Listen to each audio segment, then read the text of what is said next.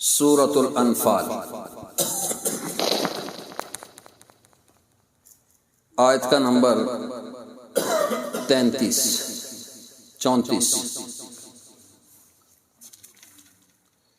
اعوذ باللہ السمیع العلیم من الشیطان الرجیم بسم اللہ الرحمن الرحیم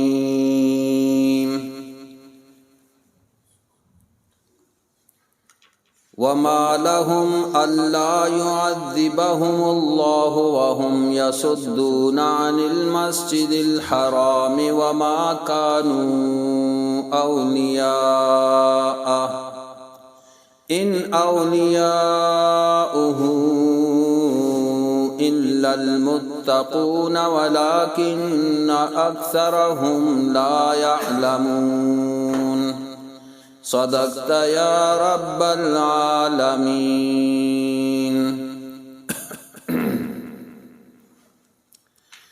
پچھلے درس میں آپ سماعت فرما چکے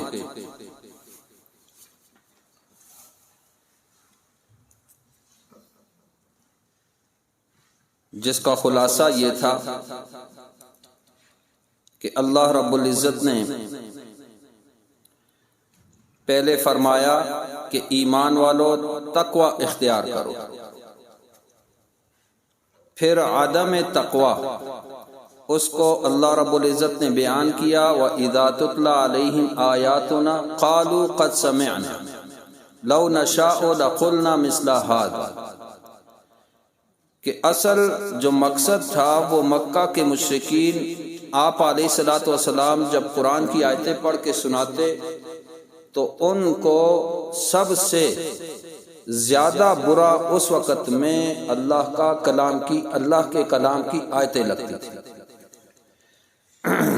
تو اس لیے انہوں نے یہ سارے حربے استعمال کیے، مشورہ کیا، مشورے میں آپ علیہ السلام کے قتل کا فیصلہ طے کیا، نعوذ باللہ، اور یہ سب کچھ کیوں کیا کہ قرآن کی آیتیں ان کو ناپسند تھیں۔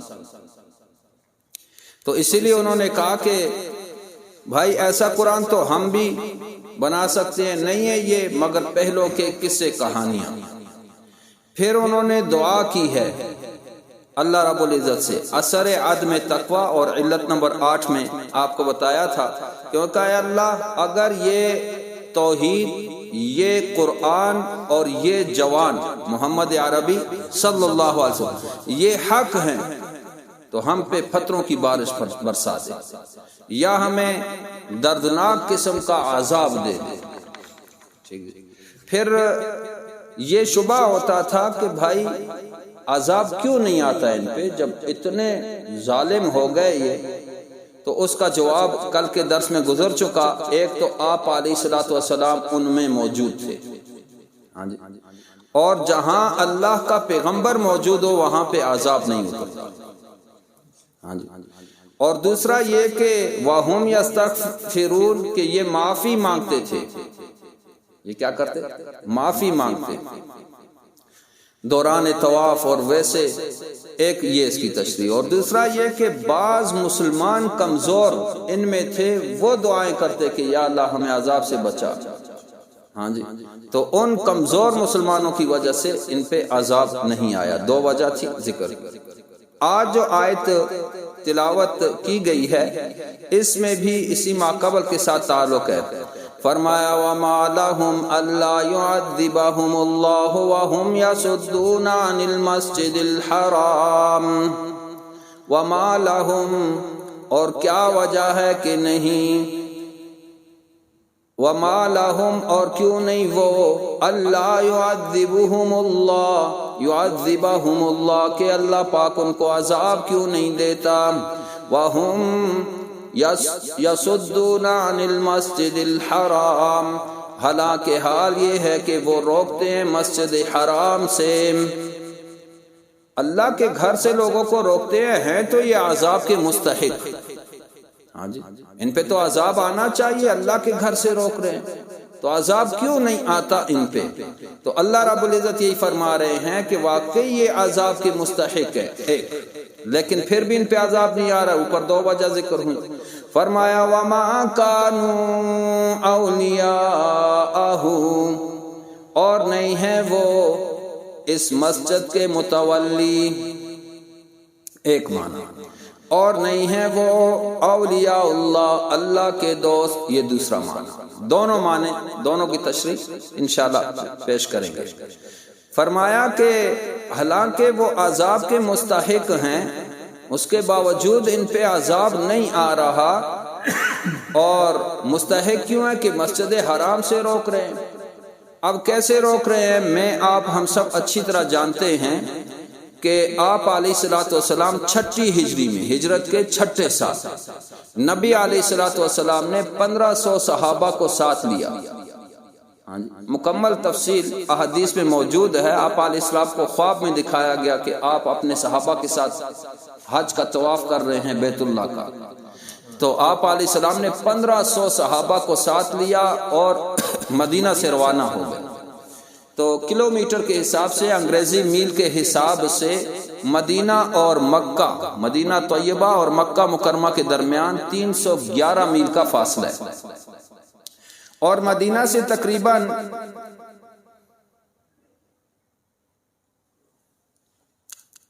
6 میل کے فاصلے پہ ایک مقام ہے ذوالحلیفہ، ذوالحلیفہ۔ یہاں پہنچ کے آپ علیہ الصلوۃ والسلام نے صحابہ کو احرام باندھنے کا کہا۔ ذوالحلیفہ کو آج کل جو حاجی جاتے ہیں ان کو نہیں پتہ چلتا ہے وہ ذوالحلیفہ کا ہے، کیونکہ اس کا نام اب ہو چکا ہے بئر علی، تو اس کو پہچانتے ہیں لوگ، یہ ذوالحلیفہ ہے اصل میں۔ تو یہ ذوالحلیفہ کے مقام پہ احرام باندھا آپ علیہ السلام نے، صحابہ کرام نے، اور پھر یہاں سے روانہ ہوئے، حدیبیہ کے مقام پہ پہنچے۔ ہاں جی، اور اب حدیبیہ کے مقام کو بھی شاید کوئی نہ پہچانے، کیونکہ اس کا نام اب ہو چکا ہے شمیسہ۔ تو شمیسہ کے نام سے اگر آپ جائیں گے تو آپ کو پتہ چلے گا شمیسہ، ہاذا شمیسہ، عربی کہیں گے یہ ہے شمیسہ، تو وہ اصل میں حدیبیہ ہے جہاں پہ صلح حدیبیہ کا واقعہ پیش آیا تھا۔ تو یہ حدیبیہ کے مقام پہ پہنچے، ادھر سے مکہ والوں کو پتہ چلا کہ مسلمان آ رہے ہیں اور مکہ میں داخل ہونا چاہتے ہیں، تو ان کے اندر کی وہ آگ پھر بھڑک اٹھی، اور قافلوں کے قافلے آ رہے ہیں اور نعرے لگ رہے ہیں کہ بھائی کیوں، ان کا تو خاتمہ کرنا چاہیے، یہ تو ہمارے دشمن ہیں۔ تو وہ سارے کے ساروں کا یہی ارادہ، اور انہوں نے اسلحہ وغیرہ لیا، اور جب نکل کے پتہ چلا کہ بھائی وہ جو صحابہ مسلمان مدینہ طیبہ سے مکہ مکرمہ کی طرف آئے ہیں، انہوں نے تو احرام باندھے ہوئے ہیں، اور وہ یہ اعلان کر رہے ہیں لبیک اللہم لبیک بعمرہ، کہ ہم تو اللہ کے لیے اللہ کے گھر کا عمرہ۔ اور ان کو اچھی طرح پتا تھا کہ جب کوئی احرام باندھ دے تو پھر وہ جھگڑے اور جنگ اس ارادے سے وہ نہیں آتا، اور ان مسائل سے وہ اچھی طرح واقف تھے۔ جب احرام باندھ دیا جائے، حجاج یہاں پہ بیٹھے ہوئے ہیں کافی سارے، کہ وہ سر نہیں ڈھانک سکتے، ہاں جی، حاجی جو تھے سلے ہوئے کپڑے نہیں پہن سکتے، ایسے ہی ہے نا، سلے ہوئے کپڑے نہیں پہن سکتے، وہ اپنے ناخن نہیں کاٹ سکتے، ہاں جی، لبیں اپنی نہیں بنا سکتے، اپنا بال کوئی نہیں توڑ سکتے، اگر کوئی جوں وغیرہ سر میں یا کسی جگہ پائی جائے اس کو نہیں مار سکتے، مچھر مکھی نہیں مار سکتے، ہاں یہ ہے کہ گھرا دے الگ بات ہے، مار نہیں سکتا وہ۔ تو جب مچھر مکھی جوں مارنے کی اجازت نہیں انسان سے، وہ کیسے لڑے گا؟ تو ان کو یہ اچھی طرح پتا تھا کہ لڑنے کی نیت سے نہیں آئی۔ تو البتہ پھر آپ کو معلوم ہے کہ پھر صلح ہوئی، لیکن انہوں نے کہا کہ ہماری چند شرائط ہے، اور وہ شرائط بڑی سخت تھی، لیکن آپ علیہ السلام نے ان کی تمام شرائط کو مانا۔ بعض صحابہ کو بڑا گراں گزرا، حضرت عمر رضی اللہ تعالیٰ عنہ، بھائی کیوں، ہم کوئی کمزور ہیں؟ لیکن آپ علیہ السلام اصل میں یہی ہماری فتح ہے، اور اللہ پاک بھی یہی چاہتے تھے کہ بیت اللہ میں جب حج کے دوران آئیں گے، کتنے لوگ پوری دنیا سے، اس وقت بھی لوگ سفر کر کے آتے تھے، ان سے ملاقاتیں ہوں گی مسلمانوں کی، تو دین اسلام پھیلے گا، تبلیغ کا موقع ملے گا، اصل فتح تو یہ ہے۔ تو آپ علیہ السلام نے ان کی ناجائز شرائط کو بھی تسلیم کیا، جن میں سے ایک شرط یہ تھی کہ آپ علیہ السلام نے لکھا تھا من محمد رسول اللہ، کہ میں یہ خط، یہ شرائط پہ جو دستخط کر رہے ہیں یہ رسول اللہ کی طرف سے، انہوں نے کہا یہ رسول اللہ کا لفظ کاٹ دو بھائی، ہم آپ کو اللہ کا رسول نہیں مانتے۔ تو آپ علیہ السلام نے کہا بھائی کاٹ دو۔ سارے صحابہ نیچے دیکھنے لگے کہ ہم میں یہ جرت نہیں کہ ہم آپ کا نام کیسے اپنے ہاتھوں سے کاٹیں۔ حضرت علی رضی اللہ انہوں نے بھی سر نیچے کر کہ نہیں ہو سکتا بھائی، ہم آپ کا کیسے رسول اللہ لکھا ہوا کیسے کاٹیں۔ تو آپ نے فرمایا اچھا ادھر لے آ، اور کہا کہ مجھے بتاؤ کہاں سے کہاں تک، کیونکہ آپ علیہ السلام نہ پڑھنا جانتے تھے نہ لکھنا جانتے تھے۔ حضرت علی رضی اللہ بتایا یہاں سے یہاں تک، تو آپ علیہ السلام نے خود قلم پھیرا، یہ شرط کو بھی مانا۔ ہاں جی، اس سال آپ کو ہم اندر داخل ہونے نہیں دیں گے، اس سال واپس جانا پڑے گا، احرام باندھا ہوا۔ ہاں جی، اب ہر آدمی کہ بھائی آپ کون ہیں ہمیں روکنے والے، ہم بھی اسی علاقے کے اسی ملک کے ہیں، بیت اللہ مکہ مکرمہ، یہاں ہمارے بھی گھر ہیں، ہماری بھی جائیدادیں ہیں، لیکن نہیں کہ اس سال واپس جائیں، آئندہ سال آپ کو آنا پڑے گا، اور یہ بھی ساتھ کے 3 دن سے زیادہ آپ کو رہنے کی اجازت نہیں ہوگی۔ اس کو بھی مانا انہوں نے، ساری باتوں کو مانا۔ تو اب یہ کہ اللہ کے گھر سے بیت اللہ سے روکنا کوئی معمولی گناہ تو نہیں ہے۔ ایک آدمی نماز پڑھنے اس مسجد میں آئے، آپ کی مسجد میں، اس کو کوئی روکے تو وہ اتنا بڑا گناہ ہے، بیت اللہ سے روکنا تو اس سے بہت بڑا گناہ۔ تو یہ اللہ پاک نے ذکر کیا کہ وَهُمْ يَصُدُّونَ عَنِ الْمَسْجِدِ الْحَرَامِ، کہ یہ روکتے ہیں مسجد حرام سے، تو یہ ہیں تو عذاب کے مستحق ہیں، لیکن اللہ پاک عذاب نہیں دیتا۔ ایک تو آپ موجود ہیں، اور دوسرا ان میں ایسے لوگ موجود ہیں بعض جو اللہ سے معافی مانگتے رہتے ہیں۔ اور میں نے بتایا یہ ہم ضمیر وہ ضعیف مسلمانوں کی طرف بھی ہے، وَهُمْ يَسْتَغْفِرُونَ، کہ وہ ضعیف لوگ وہ اللہ سے دعائیں کرتے ہیں، معافیا مانگتے ہیں، یا اللہ ہمیں عذاب سے بچا۔ ان ضعیف مسلمانوں کی وجہ سے اللہ پاک عذاب نہیں بھیج رہا، ایک یہ بھی اس کی تفسیر۔ اور دوسری یہ کہ یہ کافر بھی معافیا مانگتے ہیں، جب طواف کرتے ہیں یہ کہتے ہیں یا اللہ ہمیں معافی عطا فرما، استغفار کرتے ہیں۔ تو استغفار سے دنیاوی اثرات تو پڑتے ہیں کافر کے بھی، جب وہ اللہ سے معافی مانگتا ہے اس کا اثر بھی پڑتا ہے کہ اس کو دنیا میں عذاب سے وہ بچ جاتے ہیں، دنیاوی عذاب ٹل جاتا ہے، لیکن اخروی عذاب پھر بھی اس کا رہے گا کیونکہ وہ کفر علت موجود ہے ان کی۔ ہاں تو یہ اللہ نے یاد کرایا۔ پھر آگے فرمایا وَمَا كَانُوا أَوْلِيَاءَ، اور نہیں ہے وہ متولی اس مسجد کے، متولی وہ نہیں ہے اس مسجد کے۔ انہوں نے کیسے، زبردستی تو کوئی متولی نہیں بن جاتا مسجد کے، یہ ہے کہ ان کے پاس زور ہے، طاقت ہے، زبردستی بنے ہوئے ہیں۔ کیونکہ فرمایا ان اولیاءہ الا المتقون، نہیں متولی ہو سکتے وہ الا المتقون، کون متولی ہو سکتا ہے مگر وہ لوگ جو متقی ہیں، پرہیزگار ہیں۔ تو مسجد کا متولی تو وہ ہوگا جو متقی ہو، جس میں تقوی ہو، وہ متولی بن سکتا ہے، یہ نہیں بن سکتے۔ کیوں نہیں بن سکتے؟ یہ تو مشرک ہیں، انہوں نے تو بیت اللہ کی بیرونی دیوار پہ 360 بت بنا کے رکھے ہوئے، تو مسجد کے متولی ایسے ہوتے ہیں ہاں جی جو مشرک ہوں، جو اللہ کے ماں سوا اوروں کو پکارتے ہوں، یہ متولی نہیں ہو سکتے۔ متولی تو وہ ہوں گے جو متقی ہوں، جن کے اندر تقوی موجود ہو، الا المتقون فرمایا۔ اور فرمایا وَلَكِنَّ أَكْثَرَهُمْ لَا يَعْلَمُونَ، اور لیکن ان کے اکثر لوگ وہ جانتے نہیں، یہ ایک معنی۔ اور دوسرا معنی وَمَا كَانُوا أَوْلِيَاءَهُ، کہ نہیں ہے وہ اللہ کے ولی، ان اولیاءہ الا المتقون، نہیں ہوتے اللہ کے ولی مگر وہ متقی اور پرہیزگار ہوتے ہیں۔ تفسیر روح المعانی میں موجود ہے کہ انہوں نے دیوانوں کو اللہ کا ولی سمجھ لیا ہے، جو پاگل دیوانہ ہو، جو کپڑے اس نے اتار دیے ہوں، کھانے پینے کی اس کو تمیز نہ ہو، اللہ کی شریعت کا کچھ پتہ نہ ہو، اس کو انہوں نے ولی بنا دیا۔ ولی نہیں، ولی وہ ہے جو اللہ کے احکام اور نبی کی سنت پہ چلتا ہو، ہاں جی اللہ کی توحید کو اس نے مضبوطی سے پکڑا ہوا ہو، یہ متقی پرہیزگار ہوتا ہے۔ تو فرمایا کہ روح المعانی والے نے کہ انہوں نے اس کو بنا دیا ہے، پھر کہتے ہیں کہ جی مجذوب ہے، مجنون ہے۔ تو کس چیز کا مجذوب بھائی؟ جو اللہ کے احکام کو نہ سمجھے وہ کیسا ولی ہوگا؟ ولی تو وہ ہوتا ہے جو اللہ کی مانے، اللہ کے پیغمبر کی سنت کے مطابق اپنی زندگی گزارے۔ ہاں جی، تو اس کو متقی کہتے ہیں۔ اس لیے فرمایا وَلَٰكِنَّ أَكْثَرَهُمْ لَا يَعْلَمُونَ، لیکن ان کے اکثر لوگ وہ جانتے نہیں کہ متقی اور اللہ کے ولی کون ہوتے ہیں، انہوں نے غلط تصور کر لیا ہے۔ فرمایا وَمَا كَانَ صَلَاتُهُمْ عِندَ الْبَيْتِ إِلَّا مُكَاءً وَتَصْدِيَةً۔ اب یہ زجر ہے ان کے لیے۔ زجر کا مطلب ہوتا ہے ڈانٹ۔ اس آیت میں زجر اللہ پاک ڈانٹ رہے ہیں کہ دیکھو ذرا ان کی عبادت کو، کس چیز کو یہ نیکی اور عبادت سمجھتے ہیں۔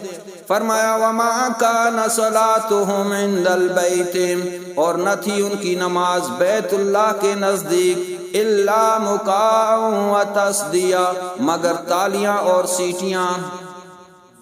یہ ان کی نماز تھی۔ آؤ جی عبادت کریں، سب کو کہتے۔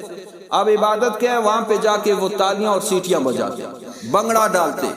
ہاں جی، آج بھی کتنے لوگ ہیں قوالی کو ثواب سمجھتے ہیں۔ قوالی میں کیا ہوتا ہے؟ یہی تالیاں ہوتی ہیں۔ ہاں جی، اور یہی جو ہے ڈھول ڈھمکے ہوتے ہیں، اور پھر ان ڈھول ڈھمکوں کے اندر اللہ تبارک و تعالیٰ کا بابرکت نام لیا جاتا ہے، آپ علیہ الصلوۃ والسلام کی عظمت والے نام کا ذکر ہوتا ہے، اولیاء اللہ کے نام کا تذکرہ ان ڈھول دھمکوں میں، اور اس کو نیکی سمجھنا، اس کو ثواب سمجھنا۔ ہاں جی، تو یہ آج کا نہیں، وہ پہلے وہ بھی اس کو ثواب اور نیکی اور عبادت سمجھتے تھے، آج بھی اس کو ثواب۔ خاص طور پہ آپ دیکھیں رمضان میں لوگوں نے قوالیاں لگائی ہوتی ہیں اور وہ سمجھ رہے ہیں نیکی ہے، حالانکہ قوالی گانوں سے بھی بڑھ کر گناہ ہے۔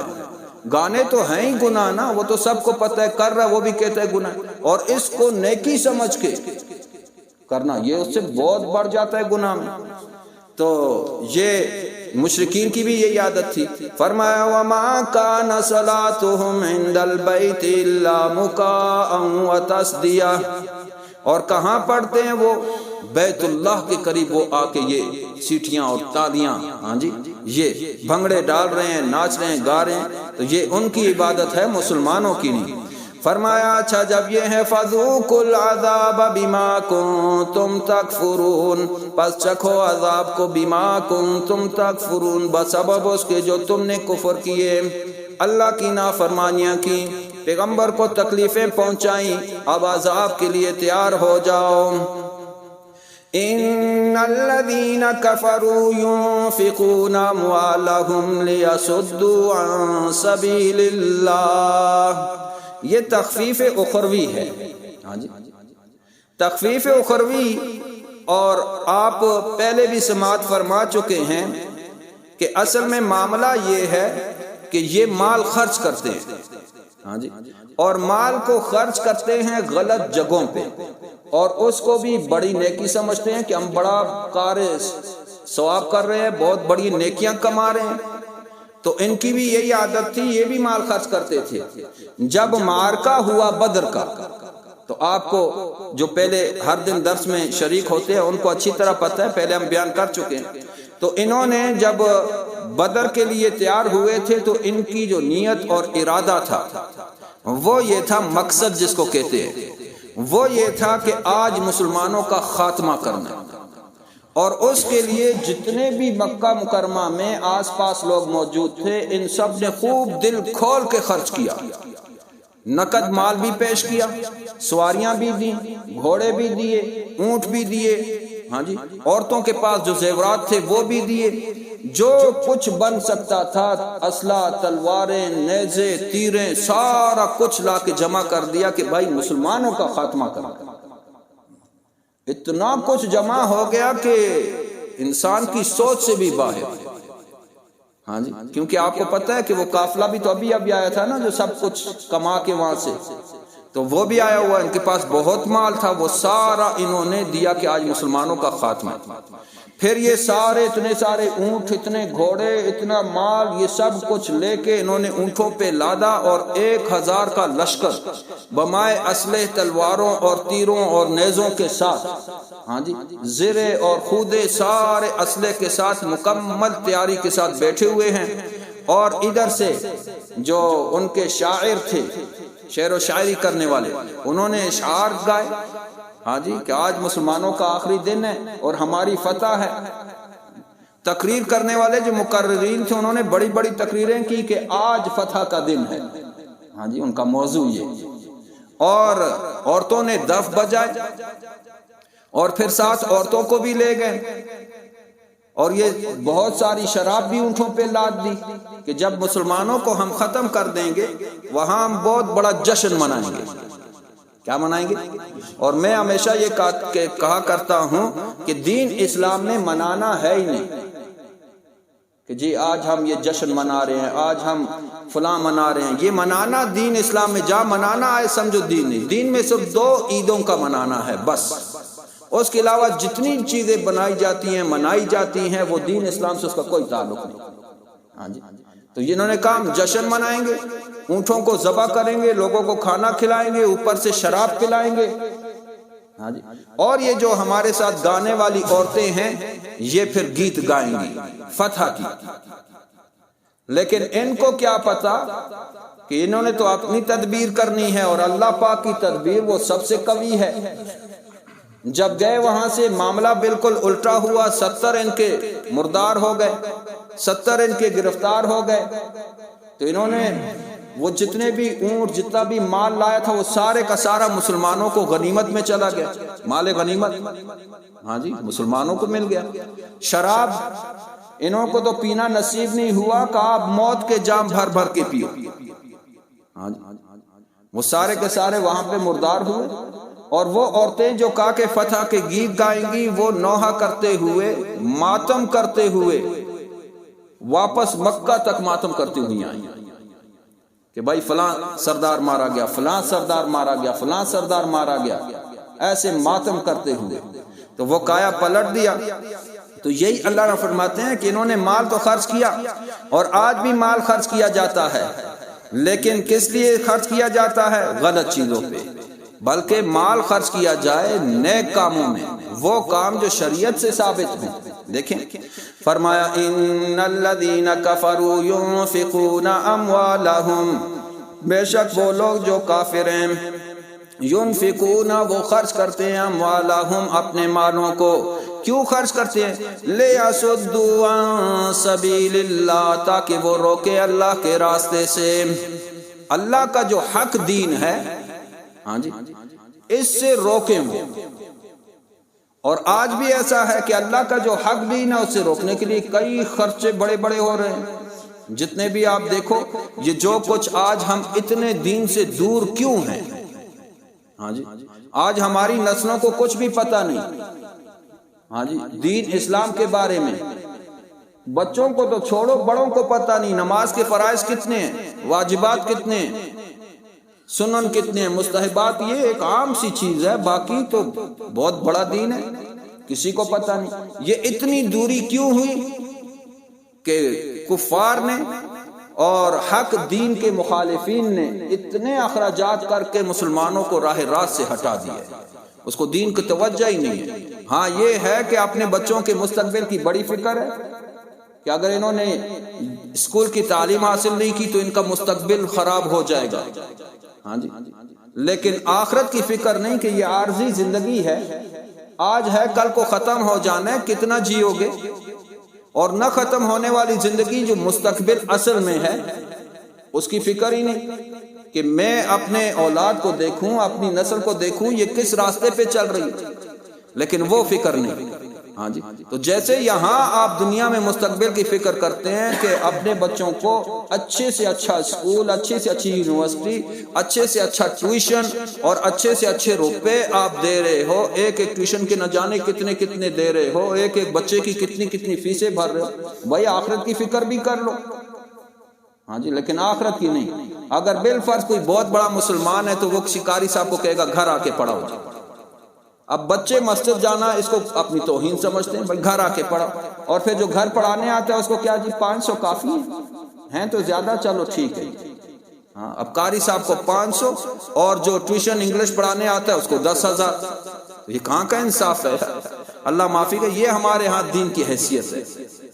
تو ان کا بھی یہی معاملہ تھا کہ یہ بھی خرچ ابھی خرچ تو کر رہے ہیں، فرمایا ينفقون اموالهم، خرچ کرتے وہ اپنے مال، لیصدوا عن سبیل اللہ، تاکہ وہ روکے اللہ کے راستے سے، فَسَيُنْفِقُونَهَا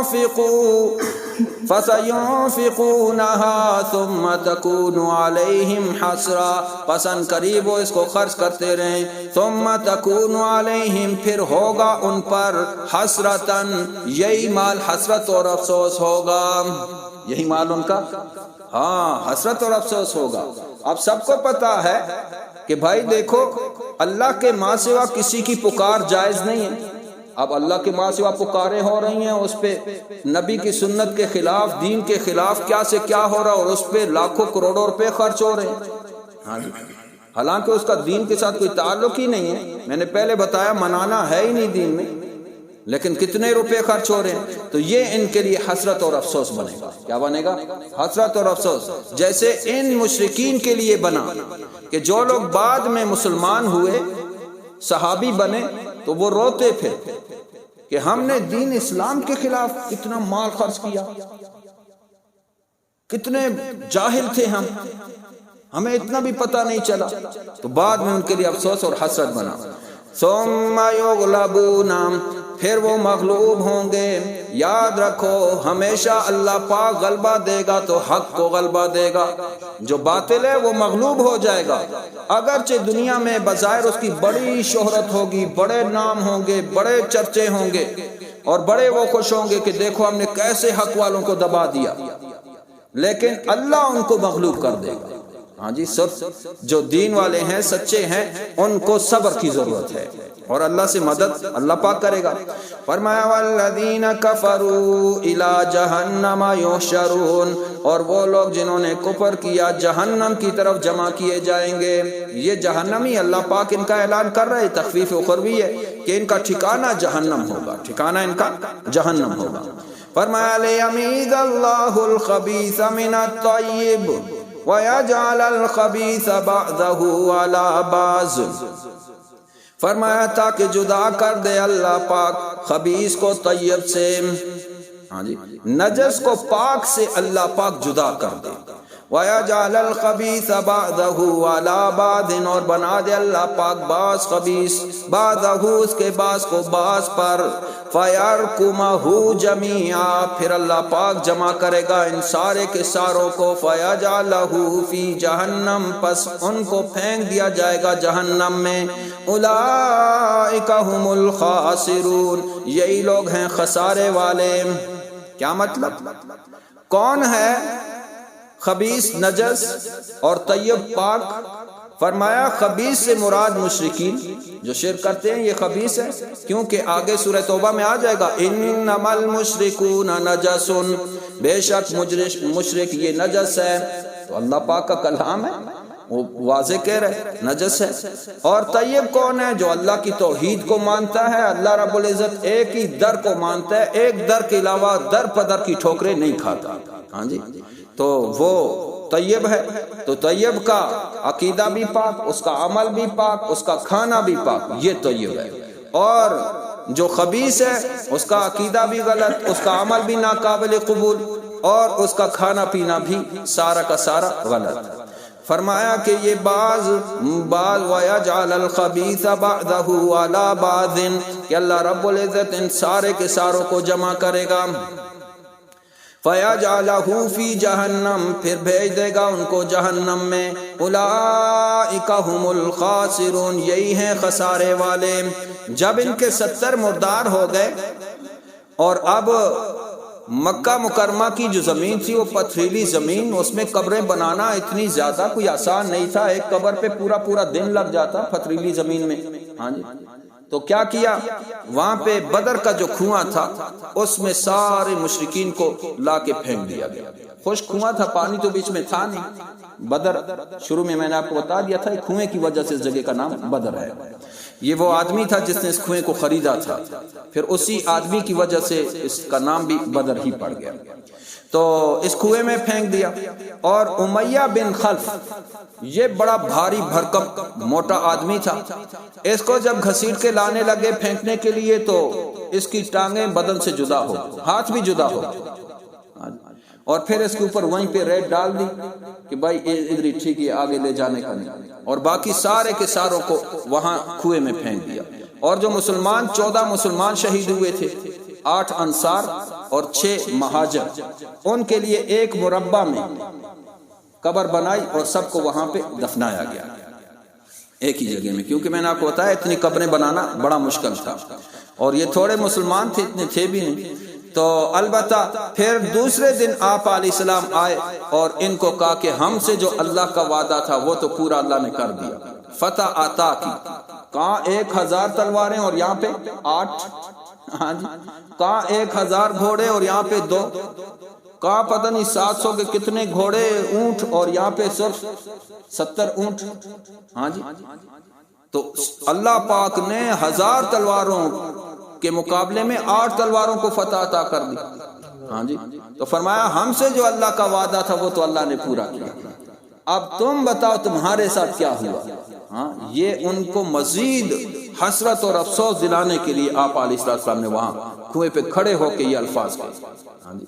تو تمہارے ساتھ کیا کیا؟ ظاہر ہے جو ہمارے ساتھ اللہ کا وعدہ پورا ہوا ہے، جو تمہارے لیے جہنم کا وعدہ اللہ پاک بار بار کہہ رہے ہیں والذین کفروا الی جہنم یحشرون، کہ جہنم میں، اور پھر فرما دیا اللہ رب العزت نے بالکل واضح طریقے پہ کہ ان کو فَيَجْعَلُهُ فِي جہنم، کر دیا ان کو جہنم میں، کہ وہ وعدہ بھی پورا ہو گیا اور جہنم کی طرف منتقل ہو گئے، ہاں جی۔ تو اسی لیے فرمایا کہ اولئک هم الخاسرون، یہی لوگ پکے ٹھکے خسارے والے ہیں۔ تو یہ دعا فرمائے کہ یہ جو واقعات وہ پہلے اللہ پاک نے بیان کیے، یہ اس لیے نہیں کہ اس کو سنیں اور مزے لیں، بلکہ اصل مقصد یہ ہے کہ دیکھو اللہ کا دین حق سچ ہے، جو قرآن کہہ رہا ہے یہ حق سچ ہے، اور جو قرآن اور صحیح حدیث کے علاوہ کوئی کہے کہ یہ بھی دین یہ بھی دین، تو وہ حق سچ نہیں ہو سکتا، کیونکہ حق کے لیے، سچ ہونے کے لیے دلیل کی ضرورت ہے، اور دلیل پکی اور مضبوط ہونی چاہیے، اور وہ دلیل پکی مضبوط کیا ہے؟ اللہ کا کلام ہے یا نبی کا صحیح فرمان ہے۔ تو اس کے مطابق اللہ پاک ہمیں زندگیاں گزارنے کی توفیق عطا